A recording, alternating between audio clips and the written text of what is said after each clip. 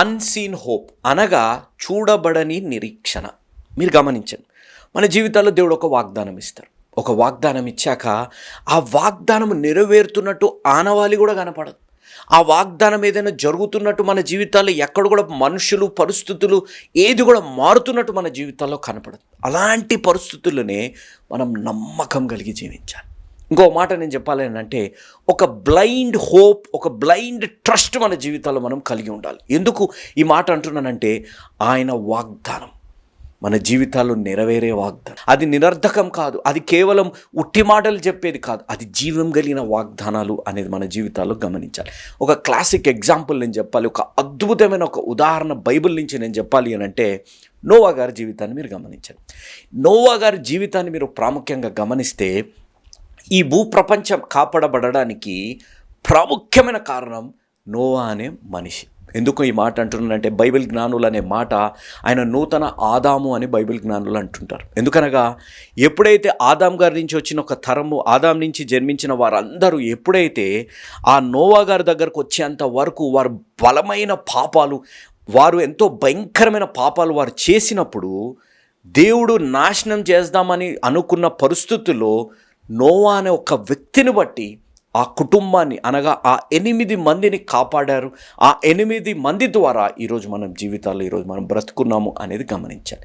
ఎందుకు ఈ మాట నేను ఇంత బలంగా, ఇంత ప్రాముఖ్యంగా నేను అంటున్నాను అంటే, నోవా అనే వ్యక్తి జీవితంలో గమనిస్తే దేవుడు అన్న మాట, నోవా నువ్వు ఈ ఓడను కట్టాను, నోవా ఈ ఓడను కట్టు, ఇది మెజర్మెంట్స్ ఇవి నువ్వు చేసుకుంటూ ఈ విధంగా కట్టు అని అన్నారు. ఈ విధంగా కట్టే పరిస్థితులు నోవా గారి జీవితంలో వచ్చినప్పుడు మీరు నేను గమనించవలసింది, మనం తెలుసుకోవాల్సింది ఏంటిదనగా, వర్షము అనే మాట వినపడలేదు. వర్షము అనేది మనుషుడు చూడలేదు కూడా. 2వ అధ్యాయంలో మీరు గమనిస్తే మీకు తెలిసిపోతుంది, వర్షం అప్పటి వరకు భూమి మీద పడలేదు అనే మాట ఎంతో స్పష్టంగా రాయబడింది. వర్షం అనే మాట వినపడలేదు, వర్షాన్ని మనిషి చూడలేదు. చూడకపోయినా చూడబడని పరిస్థితుల్లో ఉన్నప్పుడు కూడా నోవా అనే వ్యక్తి చూడబడని నిరీక్షణ కలిగి ఆయన చూశాడు. ఆయన ఓడనైతే కడుతున్నాడు.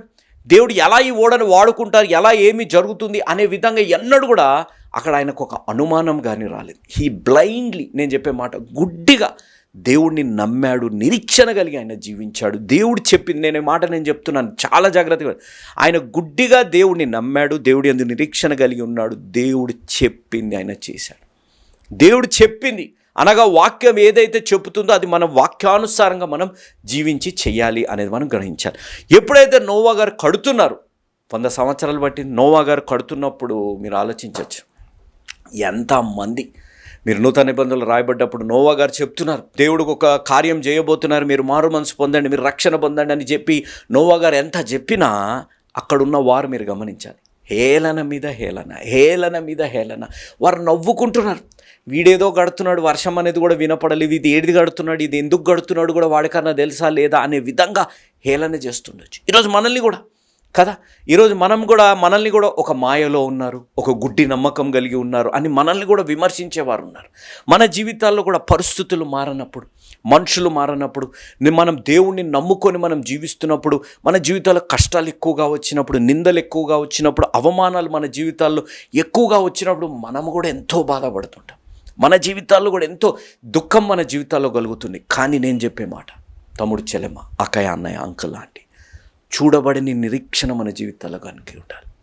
చూడట్లేదు మన జీవితాల్లో పరిస్థితులు, మనుషులు ఏది కూడా, వివాహ విషయంలో, గర్భఫలం విషయంలో, ఆరోగ్య విషయంలో, కెరియర్ విషయంలో, ఏ విషయాన్నైనా మీరు తీసుకోండి, ఈరోజు మన జీవితాల్లో ఏదైనా మారుతుందా అనే విధంగా కనపడట్లేదు. అయినా దేవా నేను ఇంత నమ్మకంగా ఉంటున్నాను, దేవా ఇంత విశ్వాసంగా ఉంటున్నాను, నేను ఇంత రెగ్యులర్గా చర్చకు వెళ్తున్నాను, అయినా నా జీవితంలో ఇలాంటి పరిస్థితులు ఉన్నాయే అని మన జీవితాల్లో కొన్ని అనుమానాలు, కొన్ని ప్రశ్నలు మన జీవితాల్లో రావచ్చు.